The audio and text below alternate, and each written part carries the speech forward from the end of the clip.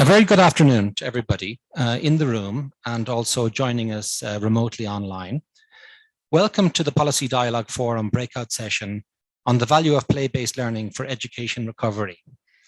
My name is Hugh Delaney and I will be the moderator for this session. And we have quite a large panel, quite a large number of people on the panel, and we don't have presentations as such. This will be more a conversational breakout session where we will rapidly move from one panel member to another, answering specific questions related to learning through play, linking it to innovation and teachers.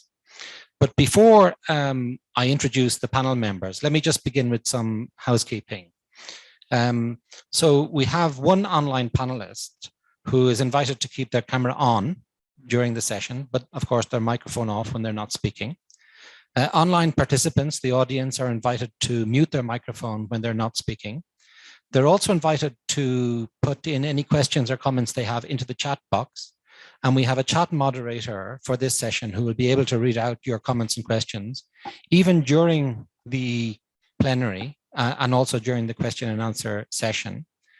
English and French interpretation is available by selecting your language using the globe icon at the bottom of your screen. And it's channel 1 for French and channel 2 for English.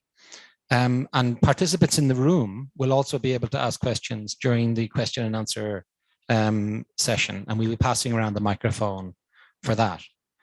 So let me begin by welcoming the speakers, the panel members who are going to be talking about different aspects of learning through play. And you see them here on your screen. And they're suitably dressed for the theme of this session, which is learning through play, play-based learning. You can see them on the screen there. I'll start with Emmanuel Morenzi, who's the country director for Inspire, Educate and Empower Rwanda. You're very welcome. We also have with us today Clément Kabiligi, who's the coordinator of the education unit at the Imbuto Foundation. Also on the panel today is David Rugaju, the education specialist for Right to Play. Thank you, David. Joining us online, our one online speaker is Rukaya Diawara, who's the education program specialist and global early childhood care and education lead at UNESCO headquarters in Paris. You're very welcome, Rukaya. In the room, we also have Ruth Mbabazi, who's the project quality and delivery manager for the Let's Learn Through Play program with VSO. We also have Lieve Leroy, who's the Strategic Education Advisor for VVOB in Rwanda in the room with us today.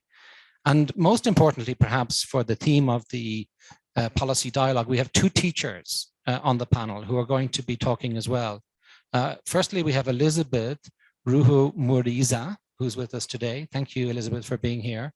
And we also have Eric Ndaishimwe, who's there. Thank you for raising your hand. And I think we've identified all of the speakers who are here today. Let us perhaps situate this conversation in the overall context of the policy dialogue. And this breakout session plans to identify key learning and recommendations from those partners, practitioners who are involved in play-based learning programs, including, of course, teachers.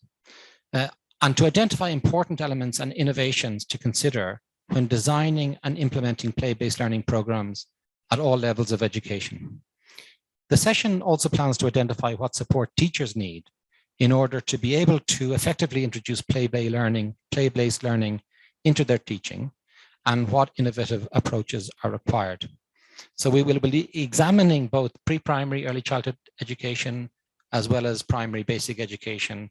And we'll be looking at some policy implications also, in particular with our colleague from UNESCO who's joining us online. Now we've identified a few themes, but before we jump into the themes, we're going to open with some more broader questions, which will help us to situate this theme within the broader context of the Policy Dialogue Forum. And I want to open by addressing a question to Ruth Mbabazi from VSO, just really to help us to understand what is learning through play before we move forward. We want to get everybody really on the same page. Ruth, can you help us to understand what is learning through play? Thank you, Hu. Yeah, I would like to throw the question. Thank you. Thank you, Hugh. I'd like to throw the question to the people in class here to tell me one word of what they understand by learning through play. And the people online, feel free to also say one word of what you understand. Quickly, I'd like to see people brainstorming, giving ideas. Yes, please. Please jump in. No need to put up your hand. If you have an idea of an associated word about play. Sorry? Emotions. Yes. Joyful. Meaningful. Anything online? Online here we have engaging, modeling, interaction, fun. Thank you. So there are many ways of explaining it. And as you are welcome, you are all welcome to Rwanda. I would like to educate you with some words in Kinyarwanda. So play in Kinyarwanda is gukina. Can you repeat? Gukina. Gukina, Gukina. So at BSO, we all like the way that the Lego Foundation explains play with using 5 characteristics. And these are similar to how globally it is understood, especially the definitions given by UNESCO and UNICEF. Play is joyful. In joy, there's joy in play, and the children express themselves with pleasure, and they show a lot of enjoyment. It is meaningful, especially when children understand new. They use their knowledge to understand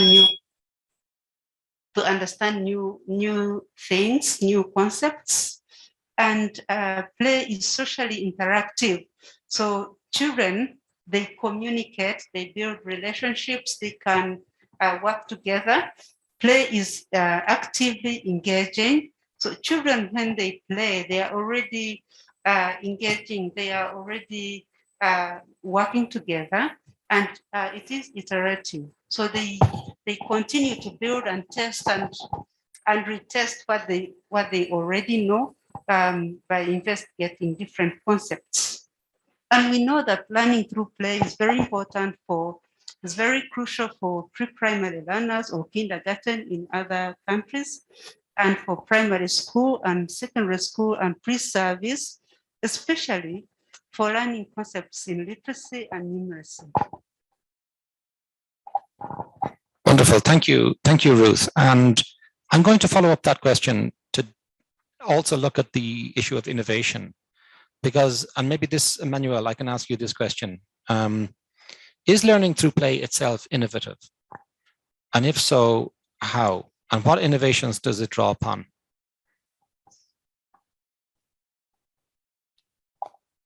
Thank you, Hugh. As Ruth, building on what Ruth was mentioning, indeed, learning through play is innovative. It is an approach that uses a range of methods in terms of helping children to learn, but in a much more fun and engaging way. And I want to say it's a new approach, especially to us, because previously, or maybe traditionally, we have always been having that mindset that the teacher is the master of knowledge. So in this, with play, learning through play, you get to see that there's that transformational shift whereby the teacher has to be a facilitator of learning instead of being the master of knowledge. And believe you me, children are the masters of play. So as long as we create an enabling environment for them, they will always flash. They will always be creative. They will always be innovative. They will always be critical thinkers. So it is really an interesting approach. And as IEE, as we work with the mentors in collaboration with UNICEF, I really get to appreciate the fact that as teachers, we have to change our way of thinking in as far as instruction is concerned. And the other thing I wanted to also mention about is that in that transformational shift as a teacher, one, it calls for really detailed and careful planning to ensure that we get to think, what is it that I'm going to be involving my learners in? What is it that they'll be engaged in? And again, it calls for a range of materials that we need to use. So in that doing so, as a teacher, you have to improvise. And it's so interesting that sometimes this is what we even do with teachers, is to let them know that you can even as well look at what is it that is existing within the environment. For instance, if you look at a very good cow like this one, this is locally improvised, but a child would really enjoy looking at this, and they would really make a strong connection between what they are saying and in terms of what they are learning. So I would say play is indeed innovative, and I think it has come at the right time, whereby we really need to make sure that our children get to grow up, but not only as critical thinkers, but as human beings, socially independent beings, but also being able to appreciate the fact that they are part of the larger world. Thank you. Thank you so much. I like the idea that children as learners themselves are bringing the innovations, and not just the teacher in terms of learning through play in the classroom. But I'm keen also to look at the evidence around the effectiveness of learning through play, in particular on skills development and learning outcomes. Lieve, do you want to perhaps respond to a question about what evidence do we have that really can demonstrate the effectiveness of learning through play impacting upon skills development and learning outcome of children? Thank you, Hugh. I will try to answer. Oh, you want to answer the question? No, I think you can do it. Okay, it seems like I will be answering that question. To give an answer on that, we need to go to the science of learning. And that's basically a combination of different scientific disciplines like psychology, education, neurosciences even. And these disciplines together, we're always looking for what makes a child or a person learn and go to deep level learning. And when investigating that, they came across several characteristics that should be in place for learning to be deep level. One of them is a person learns better when that person is actively involved. Another one is when the person is engaged, not distracted, when there is a high level of concentration, when it's meaningful, when it connects, like Emmanuel said, to the context of the person. It makes it meaningful. There is a higher motivation to learn something that makes sense to you. And if there is more interaction in this process, it even helps the learning. Now, of course, when we all listen to Ruth's explanation of what play is about, it's very clear that these are exactly the characteristics of play as well. So we could basically say or conclude from that, that play combines all these characteristics that make learning happen. Now, another aspect to bring in here is the fact that learning is not just cognitive development. It's not just about learning the academics of literacy, numeracy. They are very important, but there's more and more body of evidence to say that children and people need other skills as well. We call them 21st century skills. Some people call them cross-cutting skills, transferable skills. And all these skills are very difficult to teach in allocated subjects. You can't say, children, today we're going to learn problem solving. It doesn't work like that. It needs to be brought in an integrated, holistic approach, and play provides a perfect background for that. So yes, there is a lot of evidence globally, and the body of evidence is growing as we speak. Organizations like Lego Foundation really help actively to build that evidence and to add on the research. They ask also their partners like VSO, like people around the table here, to properly keep track of what's happening, what is working, what is not working, and that is all collected.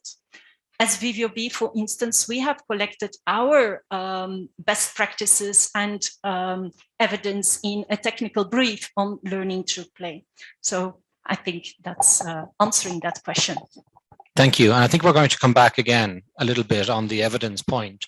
But what we're going to do now is I want to thank the panel members. I think that was an important introductory few points.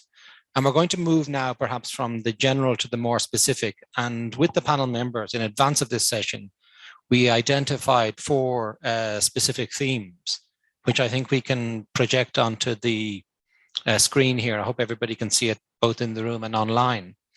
And these are 4 themes that the participants identified that they would like to speak about. And the first one is the importance of the teacher's interaction with parents on play-based learning approaches, in particular during this period of COVID-19.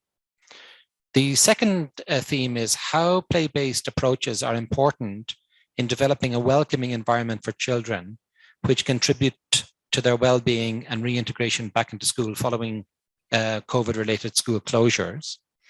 The third area is really about innovation and technology and how the use of technology, including play-based learning apps, have played a role in creating demand for an interest among students, in particular those in remedial education programs to make up for learning loss due to school closures. And finally, we're going to look at some policy system level issues and processes, including those around teacher education and curriculum, and to look at how play-based learning can be aligned within those systemic processes to bring it to scale. So they're the 4 themes that we're going to be exploring for the remainder of the session. So let's move on. Let's move on then maybe to the first theme, which is about the interaction between the teachers and the parents. And we've had a lot of learning, in particular over the last 18 months, while the schools were closed and then reopening and children coming back. And this question, I would like to ask one of our teachers on the panel, Elizabeth.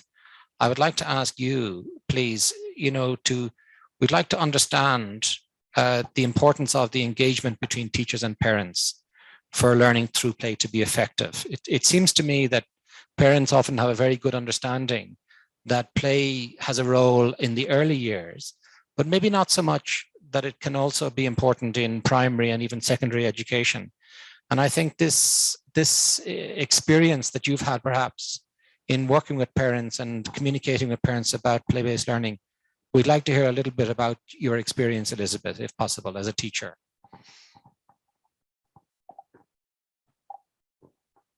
Thank you, sir. And may I take this opportunity to welcome everybody in and outside of the room. Yes, indeed, at the early age, parents engage in playful activities with their children. The parents know these formative years in which a child experiences rapid cognitive, social, and emotional, as well as physical development. The parents are aware of it, and that's why they get closer to the children when they are young. But this is not the case in primary schooling. Although, as a teacher, I have come to realize that the continuous interaction between the learner and the parent in primary school is very important, because a child craves for time with parents which make them feel special. Playing together with the child is the most effective tool for holistic development. It promotes collaboration, communication, and sharing. Also, it fosters a positive attitude towards learning. It nurtures imagination, creativity, sense of adventure. And also, I have come to learn that play heals resentment, disagreement, and hurt. And that is what parents do not realize, that children are human beings. They become anxious, they become stressed, and they also grieve. So my personal experience, as Ruth and Emmanuel have mentioned, in my class, I have been trained to use the learning through play approaches. So I can say without fear or no contradiction that learning through play impacts on the learning of learners. My learners are joyful, they socially interact, and also they are problem solvers, both at school and at home. Thank you. Thank you, Elizabeth. And as you spoke there, I was thinking that, you know, play, interacting with parents on the issue of play could be a very effective entry point to engage parents more in the education of their children and in the life of the school. And maybe on the same theme, on the same topic, David from Right to Play, maybe could I ask you from your experience and working with Right to Play, what have you learned through your programs in regards to that very issue of engaging parents and supporting teachers to engage parents on learning through play? Thank you very much, Hugh. And my colleagues really touched very important points. I won't labor to go through those. Now, from my experience, from our experience at Right to Play, one thing that we have really put our finger to is that play is integral to the growth and development of children. So they're inseparable. And so, and yet also we know instinctively parents know how to engage children, they know how to play. And this is an opportunity, therefore, for teachers to engage with parents and build on those opportunities where parents can engage children very well, they know how to do it, but now use this asset to support children to recover, to return to school, to learn skills, to build skills, to communicate effectively. Now, they know it instinctively, but they probably may not have that full understanding that they can exploit this opportunity to support children very effectively. And this is where we see an opportunity of having teachers engaging with parents to converse, to build on this.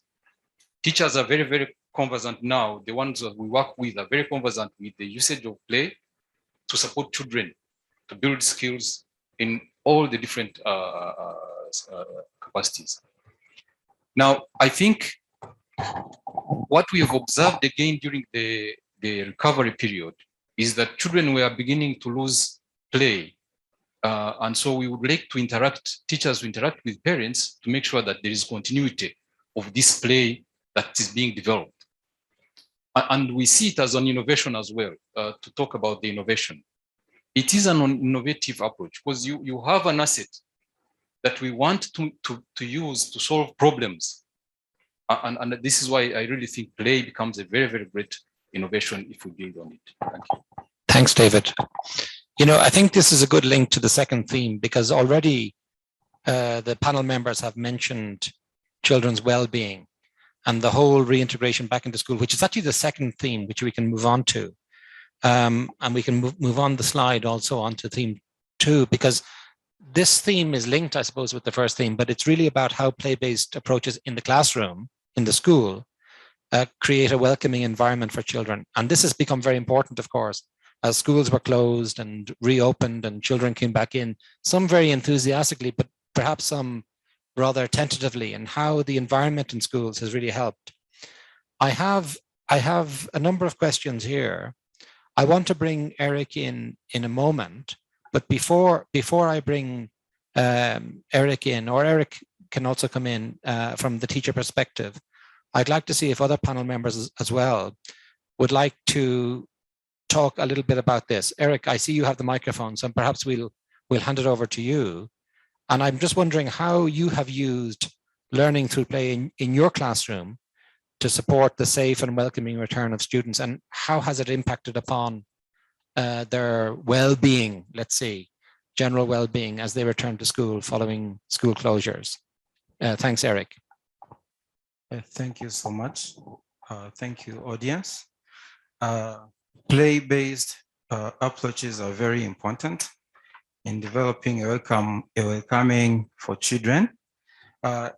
Play-based approach or learning approaches enhances children academic and developmental learning outcomes.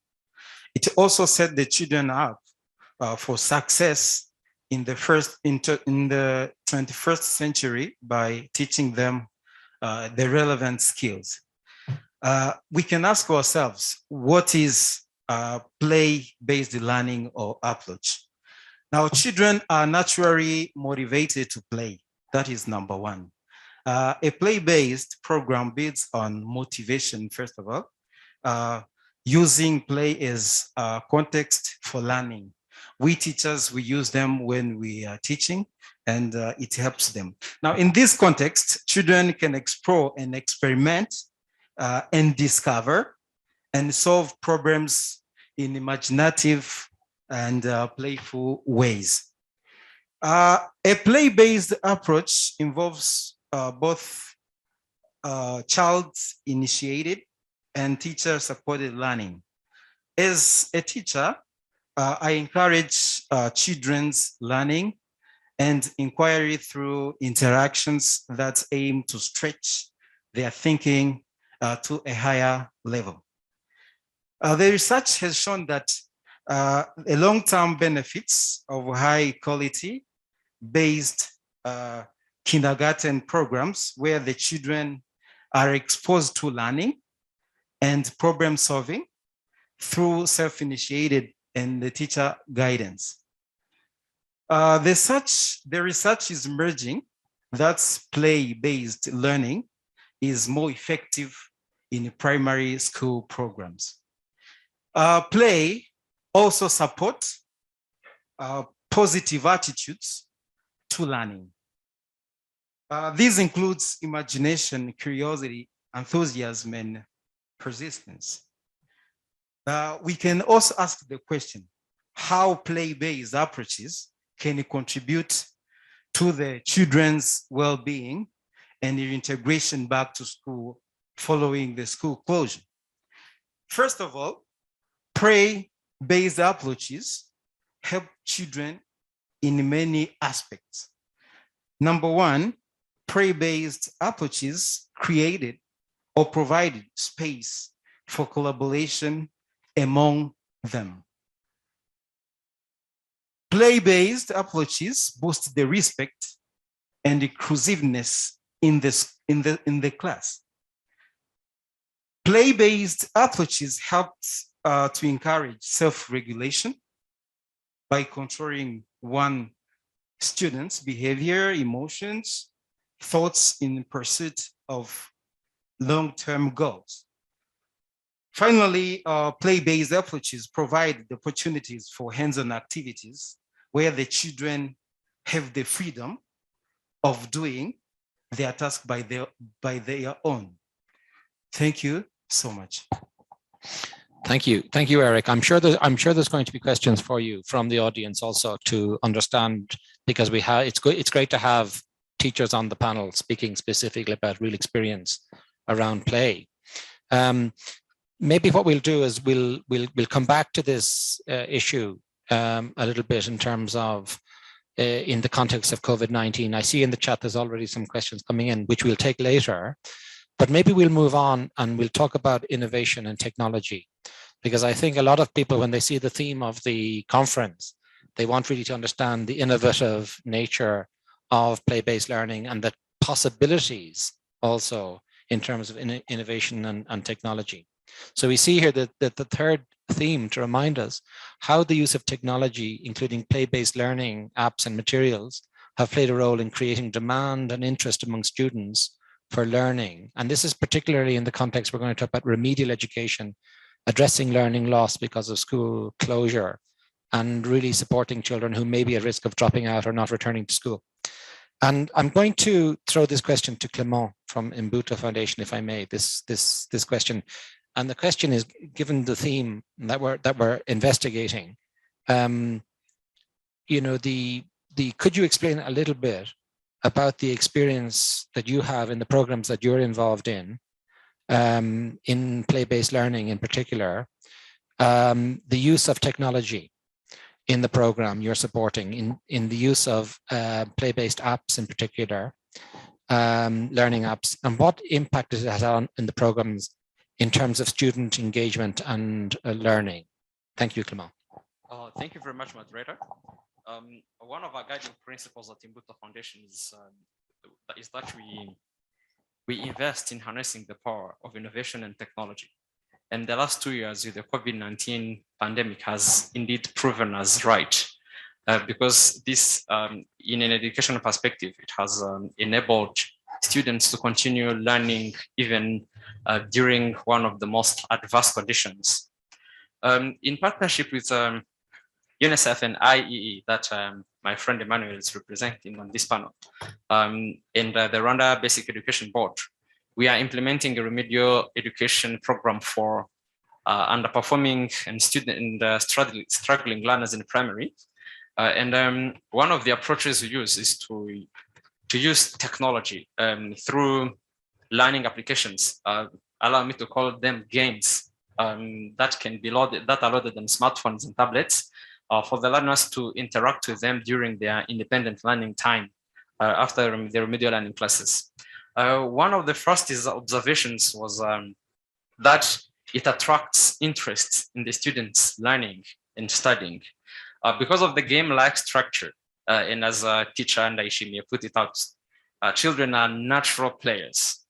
So in that way, they're more of explorers or researchers. So they like to interact with things on their own, and the technology creates a whole digital nature for them to interact with. For instance, had we gone digital, this small lion would be making sounds, and it's not possible now. So that creates an altogether different mood, a very interesting one for the children to learn willingly and unconsciously. It also gives them some freedom to choose between different applications depending on their subjects of choice. So they don't have to go through the same things at the same time, so they have a choice. The applications are also built in a way that they have features that recognize and praise them for getting answers right in a quiz or a test. Yeah, but even when they fail to get the right answers, they don't get frustrated because the applications, in a way, creatively motivate them to try again until the answers are correct. Also, allow me to highlight one interesting finding about a locally developed mobile application called China Umenye, and that literally translates as play and learn. It perfectly fits the context of today. So it was developed locally by an IT expert and educationist at the same time. And because it's locally developed, it aligns perfectly to the competence-based curriculum implemented in Rwandan schools. So the children find themselves in that application very closely, that it's by far the most preferred. As the Honorable Minister of State said in this morning's panel discussion, there is a need to bring on board applications or digital solutions that fit the context of education, because there could be a time where we request teachers and students to align to something that was developed outside of the classroom. So there is need to combine both aspects, the education part and the technology part. The teacher mentors and other teachers in general have also benefited from those applications because there are applications that are very rich in content that the teachers refer to them when preparing for their classroom sessions in their school time. Because these applications are very rich in good examples, and they do have animations and multimedia content that makes it easy to understand. I will conclude with probably not a good point. It's a kind of challenge. Not some of those applications or games are exclusively online. Sorry. So that brings a limitation to some of the schools, especially the most remote ones, because access to internet is not that strong. And even for the ones who have good internet access, because of the multimedia nature of the content, it requires a lot of data. So it consumes a lot of airtime and battery for the ones who do not have access to the national grid. Thank you very much. Thank you. Keep the microphone, Clement, because I have a follow-up for you. You, as you were talking, I was thinking, you know, what about the teacher? And you brought in the impact on teachers as well. But I'm thinking also about the changing nature of the relationship between the teacher and the learner when the learner is fully engaged in the learning apps. And also coming back to the previous point about parents, how have parents appreciated the introduction of learning apps? Because you said at one point they're like games. Has this been in any way a challenge, or has this been understood and embraced by parents and the new role of the teacher in terms of engaging children in their own learning? Thank you very much. In our experience, both the teachers and the parents have embraced technology, at least when it comes to enhancing the learning outcomes of the children, because it's just in a few sessions, they could see a change in terms of our students' engagement and interest in learning. Even though the parents, I think it applies to most of the adults, children tend to be ahead of adults in terms of manipulating devices. But all the parents wish the best for their children. So when they see them interacting with something that is considered to be very innovative and technology-based, the parents are very much embracing, but the challenge comes in that some of the parents are not able to ensure continuity of learning because, for instance, they may not have those devices back at home. So it would be exclusively for those for some of the children, it would be exclusively in school where the devices have been provided, for instance, or but at least for the ones who have devices at home, they have also started installing those applications and allowing their children to interact with the applications even when they are home. Thank you. Thank you so much. And I think there are, there's broad application of technology that's relevant for learning through play. And maybe David, can I ask you, because I know that Right to Play are involved in different learning through play programs using technology. Can you perhaps outline some other relevant uses of technology in learning through play from your experience of the programs you're involved in and the impact? Thank you. Thank you very much, Hugh. I was going to say, actually, when we talked about technology, we've been trying to work closely with local education technology actors who have been championing creative coding, and they are doing it with teachers and extending it to schools. They're also using robotics as well as making and tinkering. These are very, very engaging activities where children really get embedded into the activities and they create a lot of things and they really lose themselves in those things. And you can imagine the kind of learning that they get from there. Now, what we've seen is that it's very important to align these activities to the curriculum so that it's not something that is seen as an add-on. Align it with the curriculum, look at what is already prescribed in the curriculum and make sure that the activities that are developed are addressing the needs of the teacher and the needs of the learner, knowing that this is actually built on constructionism, the whole theory of the teacher is not the knowledge giver, but rather the facilitator of knowledge building for the children. And so what we've seen is that if you support teachers to understand how to use these activities, very basic activities, not rocket science, but very basic activities that are contextually relevant, you achieve results. And we've seen this working very well. Thank you. And I think in referring to aligning with the curriculum, I think you have led us nicely, David, intentionally or otherwise, into the fourth theme, which is really about the policy and system level processes. I mean, we think about teacher education, pre-service and in-service, but we also think about the curriculum itself. And joining us online remotely, as I mentioned at the beginning of the meeting, is Rakaya Diawara, who's the Education Program Specialist and Global Early Childhood Care and Education Lead at UNESCO headquarters in Paris. Rakaya, can you hear us? I'm going to invite you to address the following question. Can you hear us online? Yes, please. I'm hearing you very well. Wonderful. Now, in the theme of policy system level processes, you know, and how we need to make sure of alignment when talking about play-based learning. We've heard a lot from the panel about the practice in the classroom and working with teachers. But also, I think we want to take a step back and look at the system as a whole and look at some of the systemic processes around aligning with the curriculum and also looking at teacher education at scale. Can you tell us the experience of, you know, integrating learning through play into system and processes such as curriculum development or aligning with the curriculum, as well as in-service and pre-service teacher training? And what really needs to be taken into account?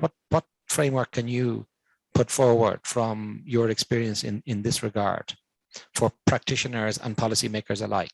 Thank you.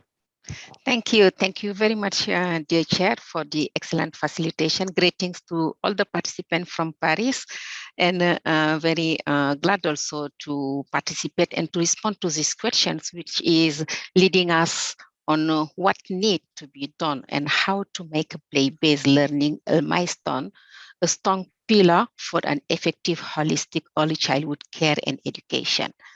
At first level, we think we have to start with the institutional legal dimension by having a clear and shared vision of a curriculum of child development and align it with the education system with a lifelong learning perspective.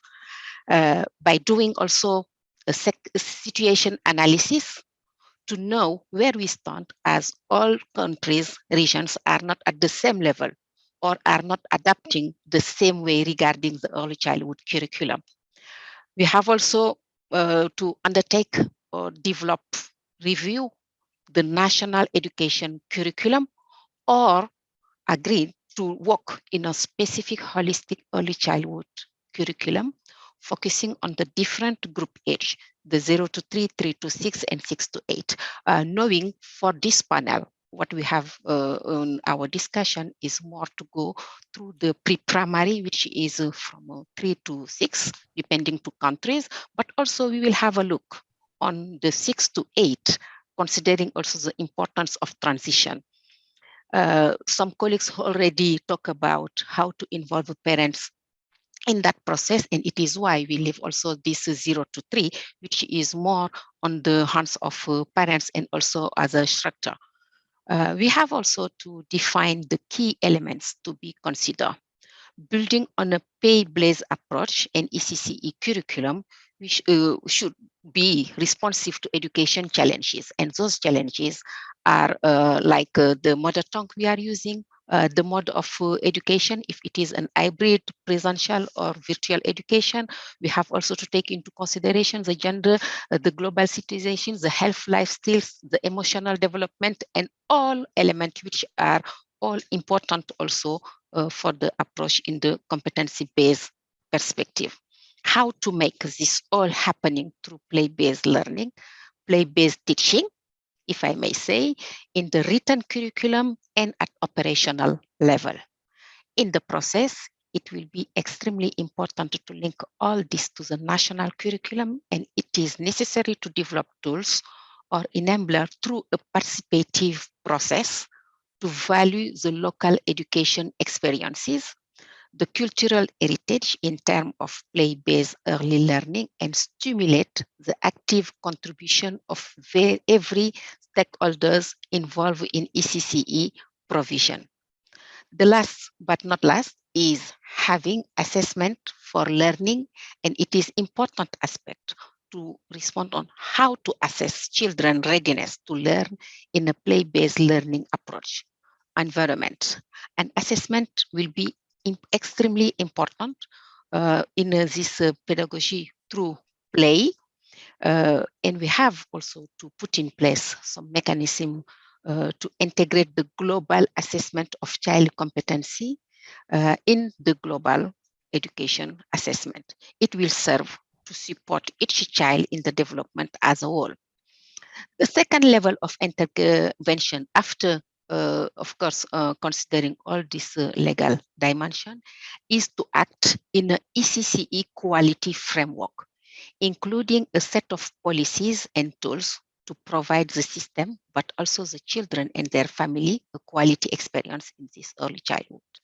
We have to develop standards and regulation to decide if we are making this play-based approach optional or compulsory. We have to be very clear about that one. And I know also where the response will go.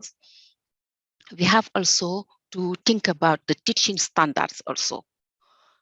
Pre and in-service teaching training is play-based enhancing and learning include play-based approach and learning includes the teacher training institution curriculum in the on-service training mechanism also. What about also the learning materials and space?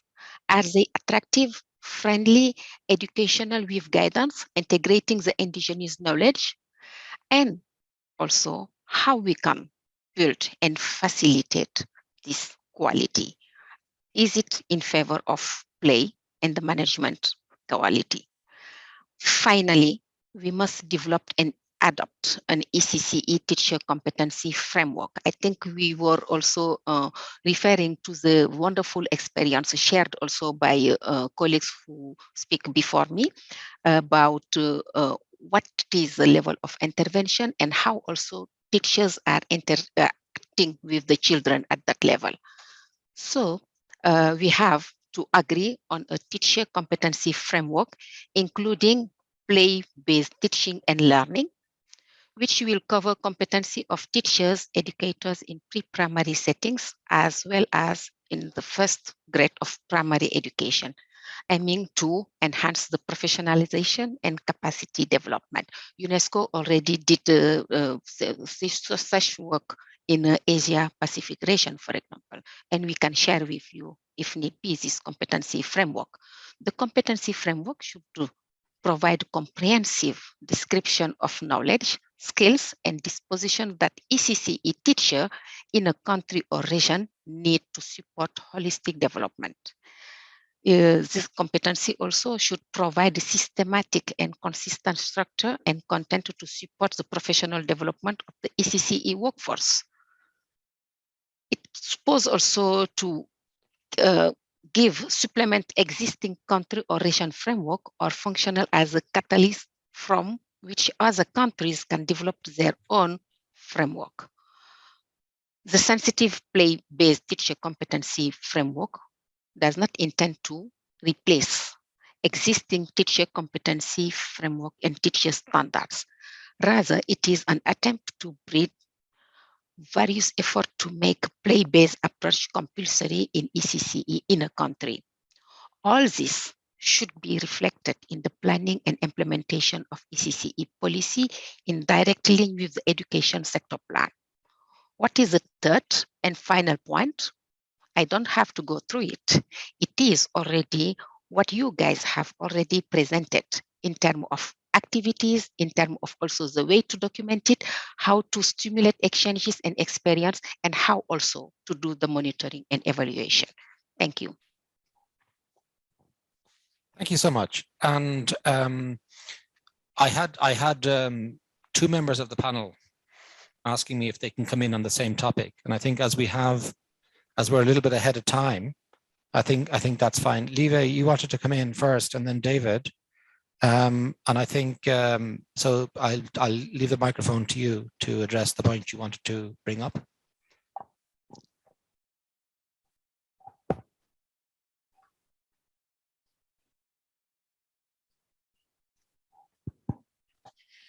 Maybe to illustrate what Rokhaya said, maybe we can quickly travel in all safety to Vietnam. Let's look at a story from Vietnam. a story? I love stories. Okay, I will tell a story, but it's a real story. It's not a fairy tale. Okay, so in Vietnam, the government a few years ago decided to transition to a competency-based curriculum. And the traditional Vietnamese way of teaching was a very, very teacher-centered approach with a lot of attention to academics, but not attention to social-emotional learning and all these other transferable skills. So the Ministry of Education was looking for partners to help with this transition. And although there was a clear vision on where they wanted to go, it was very difficult to translate this into classroom practices. And what could that mean in the classroom?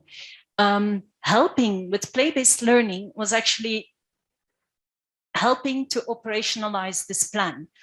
So play-based learning became an enabler of, or is at this moment becoming an enabler of a competency-based curriculum that integrates development goals. What we've seen in that process is that it's extremely important to create coherence throughout the system. Like Rukaya also said, it's not good enough to just tell teachers or how to do things, to organize CPDs for teachers, but teachers also need that environment where they can apply, where they can make mistakes, where they can try out and do it again and feel safe to do so. So inspectorates, assessment, all those things need to be aligned with that same approach and vision to learning or play-based learning. In this process, we also worked very intensively with the Women's Union, because that's an organization that works very closely with the communities, with parents. And they had a very big impact on advocacy on learning through play with parents, which made it much easier for schools to change without feeling the pressure of parents not wanting them to change. So that's some of the lessons learned that I would want to share rather from Vietnam. One other element before I hand over here is that we should not forget that all of our organizations are somehow engaged in teacher professional development. We should not forget to make our teacher professional development also playful. We can't talk in a theoretic way about play-based learning. We need to apply it ourselves as well and in the system as well. So try out feeling safe, feeling supported to do things. I will hand over to. Thank you very much, Hugh. I just wanted to emphasize the importance of looking at play as one for the early years, but very, very importantly for later years. It really runs beyond the early years. And by early years, you know, we are talking about ECCE, primary, lower primary, but it goes far beyond. If I had time, I'll talk about the experience of a big country, a very powerful nation that listened to this experience of play and wanted to apply it for the university and said, this is the way we should go. We've been missing this. And I really want to emphasize that. So policy should really consider this seriously. Dive deep into it, research it, and really work to embed it into the system. What we've been working on is play for literacy, play for numeracy. But what we've observed is that play can go far beyond. We are in Rwanda, for example, we have an experience of competence-based curriculum that has generic competencies, the holistic skills that can be achieved very significantly, very effectively through play. And that goes for all the years. We have the basic skills, literacy, numeracy, and so on, and language, and so on. So I would like to emphasize that when we are talking about play, we should work on ourselves to go beyond the children, the very young children, and think about play as a constructivism approach of delivering learning. Thank you. Thank you, David, and thank you all the panelists. And I think we're exactly on time. So despite the fact that we've had many panelists and ideas shared, we've managed to keep in time, which is really very important, because now we're going to hand over in the question and answer part to questions from the participants, both here in the room, but also online. And we're going to start with those online because we have a chat moderator, Sarah, sitting beside me, who's been taking in the, people haven't waited until the Q&A session to put down their questions. We've had quite a few coming in. So we're going to start with some questions that we already have from the chat. And then what we'll do is we'll also open up to those who are here physically in the room. So maybe I'll hand over the microphone to Sarah to identify the first couple of questions from the chat that we can explore. Thanks, Hugh. Thanks, everyone. I think we'll just pick up where we were just finishing there. We were talking about teacher competencies. So there's a question in the chat and also people also answering that question themselves. So the question is, what competencies do teachers need to deliver learning through play? And how much do traditional approaches to teaching and teacher development need to change? And someone in the online group there was saying, if traditional approaches to teaching refers to teacher-centric ways of teaching, there's a great deal of change required. In play-based learning, we require teachers to adopt an instructional perspective based on experimentation, trial and error. We're less concerned about top-down ways of thinking, but more on discovery and child-defined ways of understanding. So I'll just repeat the question and see who would like to answer. What competencies do teachers need to deliver learning through play, and how much do traditional approaches to teaching and teacher development need to change? Maybe we can take a second question as well. Okay, related to that, someone in the group wanted to know, is there a framework teachers can use to incorporate play in their everyday teaching? What examples of sustainable strategies exist which a school system could explore to foster effective implementation of play-based approaches? So is there a framework teachers can use to incorporate play in their everyday teaching? And what examples of sustainable strategies can a school system use to effectively implement play-based approaches?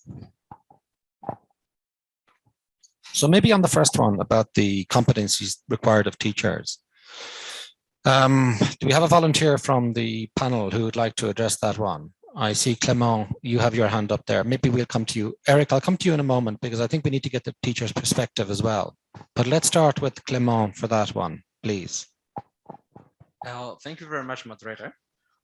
With regards to the competencies that teachers may need, one of the attributes that has to go with the play-based learning is what at Timbuktu Foundation would like to say that learning and reading are fundamental, with fun in capital letters.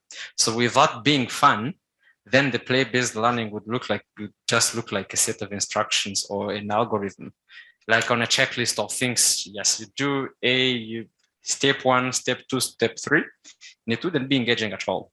So at some point, the teachers got to be funny and to be able to instill a fun environment in the learning process. And maybe in a technology part of it, I previously said that the kids may tend to be ahead of adults in manipulating the devices. Yet, there has to be some close monitoring by an adult. There has to be some moderation. So the teachers themselves have to be friendly with the technology too, because in the end, they will have to learn new concepts, but also to be able to assist our children when they are stuck with the vocabularies they are not familiar with. And also, they can also ask, like, how do I play this? So these are some of the 2 competencies that I think teachers need to acquire to be able to deliver the play-based learning efficiently. Thank you. Thanks. And let's hear from a teacher. Let's hear from Eric, because I think when we're asking about the competencies required of teachers, we should listen to what the teachers would say. But let me add to that question, Eric, also, if I can, from your experience of engaging in learning through play, not just the competency required of teachers, but what support do teachers require from the system to be able to implement learning through play? So if you can think about those two aspects, it would be useful, I think, for us. Yes, thank you so much once again. As Emmanuel and Ruth have explained, first of all, we have learning through play. Learning through play, there is a definition which was given by UNESCO and UNICEF. Learning through play seeks to make learning joyful, socially interactive, meaningful, iterative, actively engaging. Now, in order for me as a teacher to successfully support learning through play, there are some competencies that must be in place. For me, I organize and implement playful learning situations in my lessons, engaging the learners in participative play, and activities that involving them in finding solutions to learning challenges, to train them to cope with everyday situations. That means the real world problems. I also practice strategies of inclusiveness, where I encourage the students collaborative work based on tolerance and respect for integrity, regardless of the gender differences, be it mental, be it physical conditions the learners might have.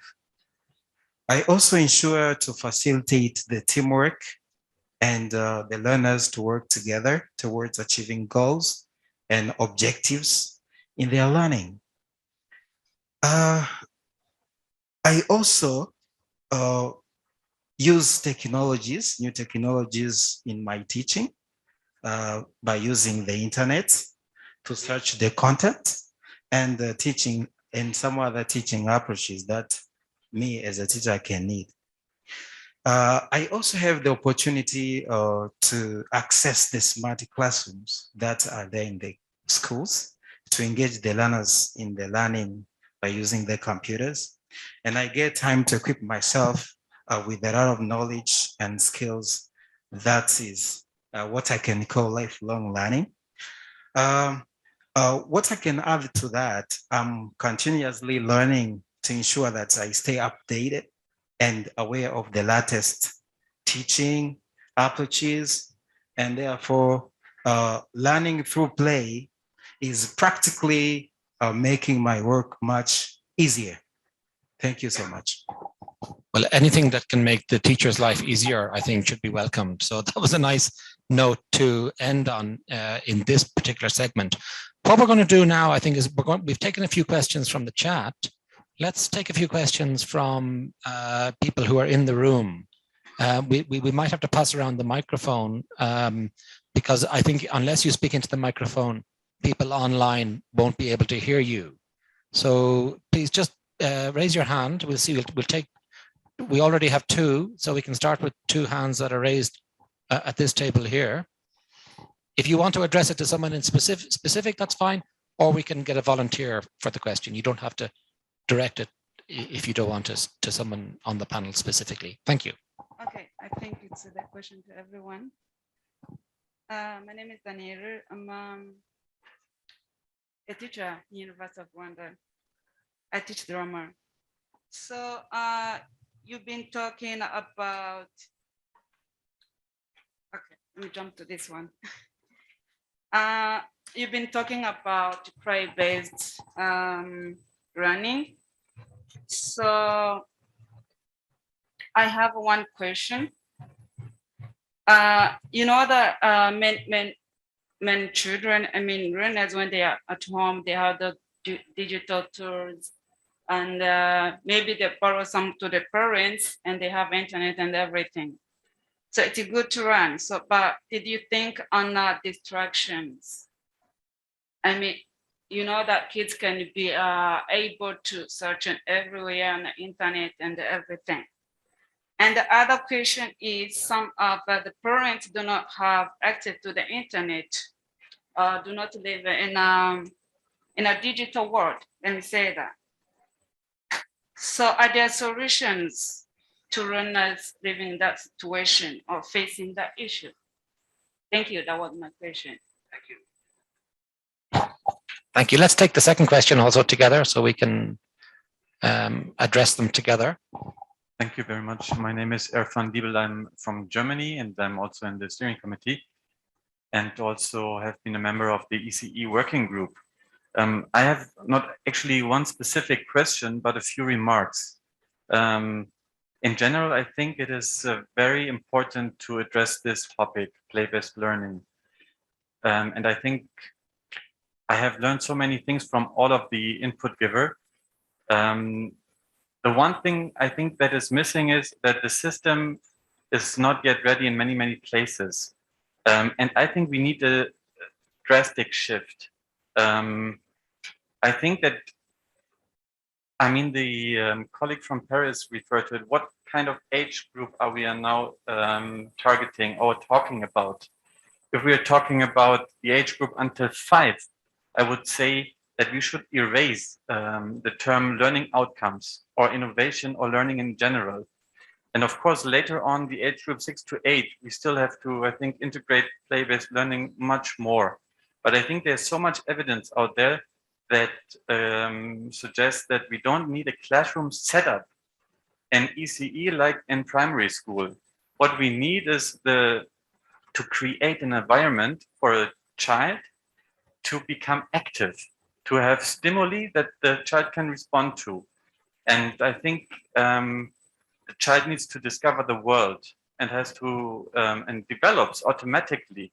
And if we give some certain protection to that environment, I mean, of course, now talking about recovery, I think this is a huge challenge, because if you don't have a place where you can actually send a child to, then what do you do? What do you do with children that are neglected at home? And there's so many advantages in ECE facilities, also learning languages and many, many other things. So I want to open a discourse also about using technology. I mean, I know that if we are talking about now the recovery and how can we help actually children not to be neglected, yeah, that we actually don't need technology in ECE facilities or schools. We need to like create an environment for children to play.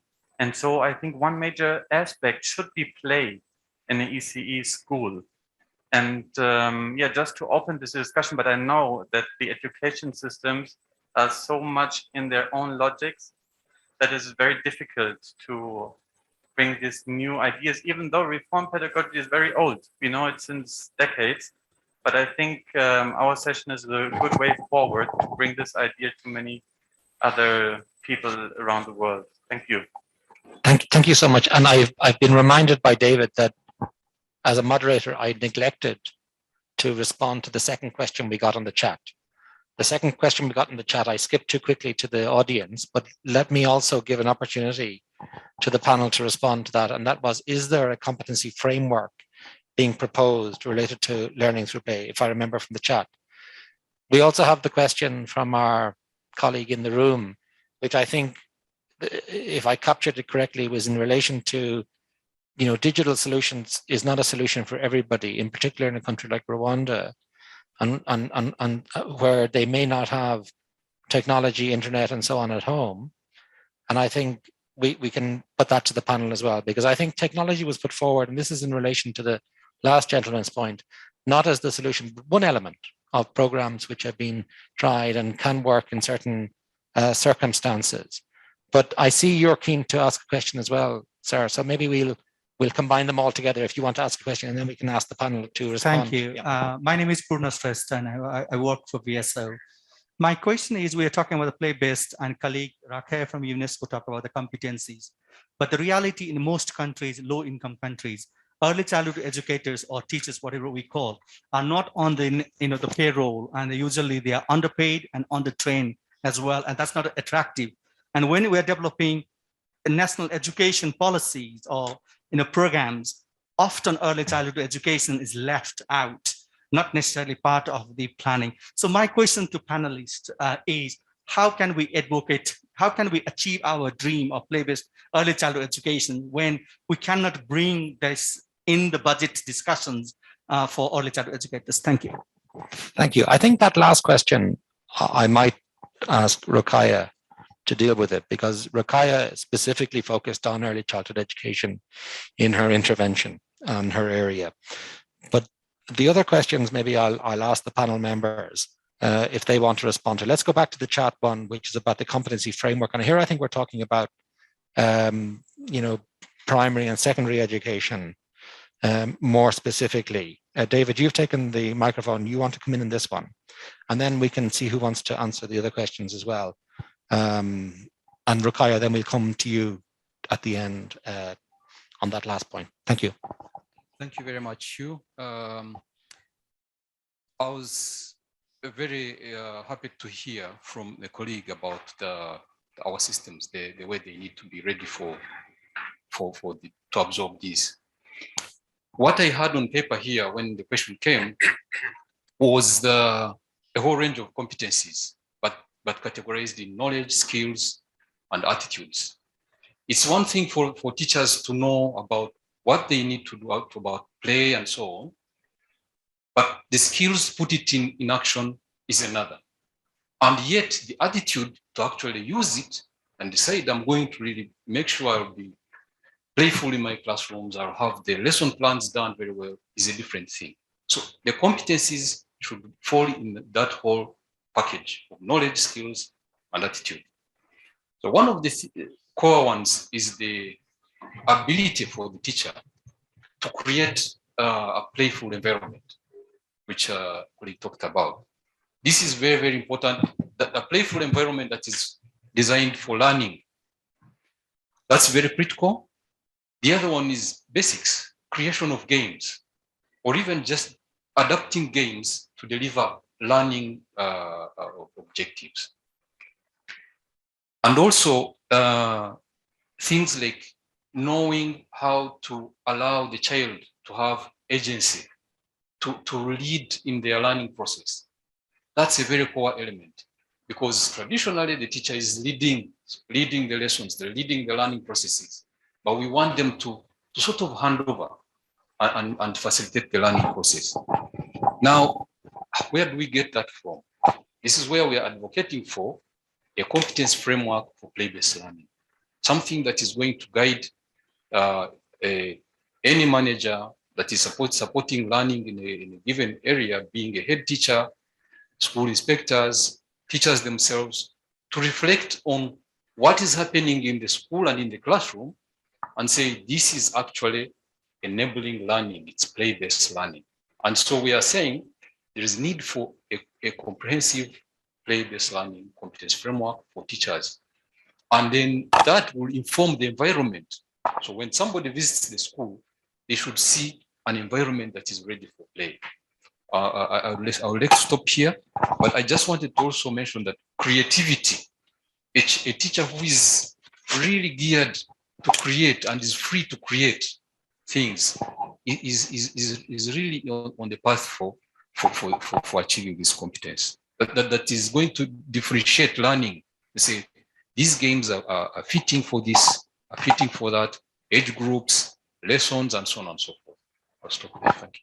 Emmanuel, you have your hand up, and I think it's been a while since you've come in, so I'm happy to give you the floor. Do you want to address the point raised around, you know, the average family and the solutions for them if technology is not the solution? Yes. And I think, in fairness to the panel, technology was only one element of things they talked about, but maybe you can elaborate a bit more on that one. Thank you, Hugh. On that very question, actually, there were two things raised. There's technology and then some parents that are not able even to have it. And but I look at it from a different angle. And I look at play in a manner that, as my brother said, that creating that space, creating that environment. And this is what we've actually been sensitizing and telling parents. You don't have to have the gadgets for technology. So the only thing that you need to do as a parent in the first place to begin with. For instance, I play hide and seek in my house with my kids, and that's very basic. And so many other small, very games and activities that help kids to be able to communicate, be able to, critically think and be able to, look at themselves as beings, but at the same time as children, and how they're supposed to be relating to one another. So part of what we help parents to really understand is like, let's go back to the basics. Let's look at those basic games, songs, sports, and all that. And what is important is, what is it that we want play to bring up?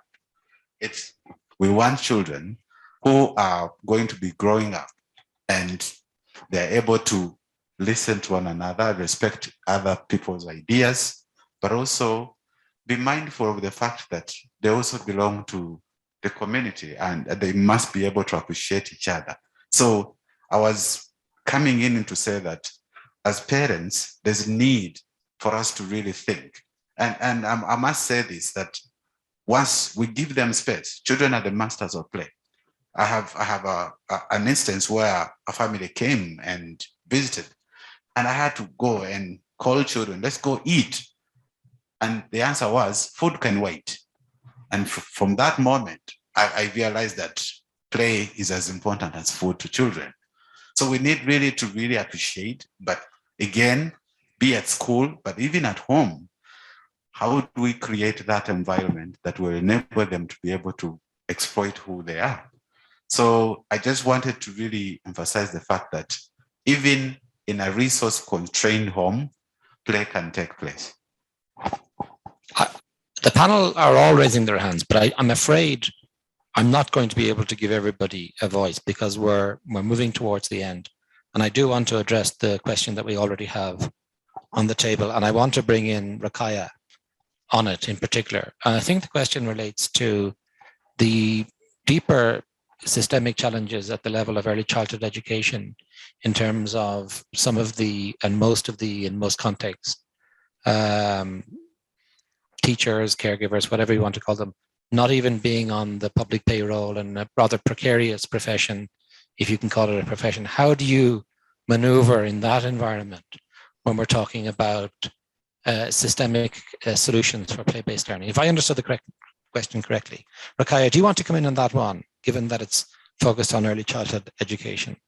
Okay, thank you. Thank you very much, dear Chair, again for these questions. But I think we really have maybe to consider two to three elements. I really appreciate this question coming from Pruna, but also I want to respond to it by also making a kind of link with the ongoing discussion in terms of if we need or not specific framework for action, for example, to consider this play-based learning. Let me say maybe play-based teaching and learning, because I think it's extremely important also to bear in mind the fact that as far as we continue to have ECCE actions in a silo, or just creating our own environment, our own tools, our own mechanism, it will be very difficult in a policy view to get it on board. We have maybe to frame it in another way to try to see if today we all agree that the teacher or educators for early childhood are not getting paid very well, they are not getting all the consideration due, maybe we have to question why. Why is because they are not recruited and trained as in the same way as the other from the other levels. And our fight now is to try to get them already in the global teacher training plan. It's meaning rather than continuing having just some correction, some indications on how to take them on board, let us have all this linked to the global teacher training framework, for example. If the teachers or the educators for this level are all well recruited, well trained, they will be gaining the same benefit as the others also from primary education, from other level of education. So the idea here is to ensure that if we would like really this play-based approach to be a reality, we have just not to consider it as separate activities, but to consider it in the global framework of the education system. And it is not only for early childhood, even though it's the very important age where we need to have the children playing, to socialize and to do so.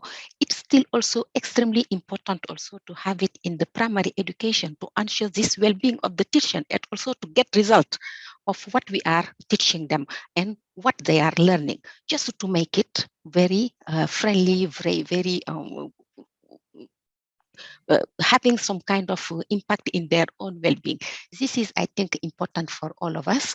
And it's not only for this play-based approach, it is also for all the other aspects linked to the early childhood. At policy level, we have to deal now with the global framework to ensure that early childhood care and education is on board and is not just seen as a separate or something ad hoc. As far as we'll continue to go to that direction, it will be very difficult to get the attention of the policymakers and also to get the necessary budget to move forward the agenda. So maybe we have to rethink a little bit also how to reorient our intervention, how to ensure that we are already part of the game at the beginning. And by being part of the game, meaning also using the same standard, defining also some kind of benchmark for our common actions. Today, if we are referring also to these teachers who are supposed also to be trained, we have also to agree that they need to agree with the same benchmark, with the same orientation. And so we can make a difference maybe going to that way. If we are continuing to create our own, it will be very difficult maybe to get the importance at the policy level. Thank you. Now, just to say, as we come towards the conclusion of this session, I've been asked to say that, you know, the next plenary is at 4:30, so we do have time to discuss in person over coffee, but also online on this platform. It's possible to continue discussion and leaving comments. And before maybe I conclude and wrap up, I'd like Sarah, who's the chat moderator, maybe to read out some of the comments that have been coming in on the chat, which we will leave this room in our minds. We won't be able to respond, but just to give justice to those who have taken time to write comments. Sarah, could you tell us one or two of things that are coming out of the chat? Yeah, thank you. Lots, actually. But yeah, just to leave us with a few thoughts. A colleague emphasizing the role of parents and to consider parents as an asset and a resource in the delivery of learning through play. On the theme of technology, I think there's a lot to debate around there that was happening in the chat and in the room. A colleague saying we should be prudent about the use of technology in play-based learning, not just in terms of access, but its role as a tool in play-based learning. Another colleague wanted to pose a question, but we can take that away in our thoughts. But the role of how to get school leaders and education leaders on board with play-based learning, and they were interested in our experiences with that. And finally, and I think something that we often sometimes don't come to quickly enough, and what are the strategies to make sure that play-based learning is inclusive for children with disabilities? And that hasn't come up, so something for us to take away. Thank you. And that itself is a big area that we could explore. And thank you for that question. It's a very important one. But I think we're reaching 3 o'clock now, and what remains perhaps for me is to thank all the participants who have joined us in the room and joined us online, those who've contributed ideas, questions, and comments. They've all been very valuable. And I also want to thank all of the panel members, most of whom are here in the room, but also joining us online from remotely from UNESCO Paris. I think it was a diversity of experience and views on different topics, which really made the discussion for me extremely rich and extremely interesting. And I think it became quite passionate and we could have continued the discussion, but for the time constraints. And I think if I'm just to maybe identify 2 or 3 themes or takeaways, which I have written down, but which are not exhaustive, would be that I think learning through play is relevant at all levels of education. We heard people talk about early childhood education, but also primary, secondary. It was even mentioned that the university level, the approach, and I think that's important. But I also heard the transition from one level to another, whether it's around teacher education or curriculum development, is extremely important to take into account to make sure that there's coherence across the different levels in terms of the approach. Play-based learning can be considered itself innovative, and not because technology is part of the solution potentially, but it's innovative in itself, and the children themselves bring innovation when they're engaged in play and learning. And I thought that was very important. And of course, the innovative approach from teachers in terms of their role as facilitators, but also identifying materials that can be used to stimulate play and play-based learning. So it very much is innovative. We heard about the competencies required of teachers, but we also heard that the teachers require support, because in many cases, this could be a shift in terms of teaching practices and the kind of support and ongoing training, but also support from the system, whether it's school leaders, inspectors, and local education authorities, is very important.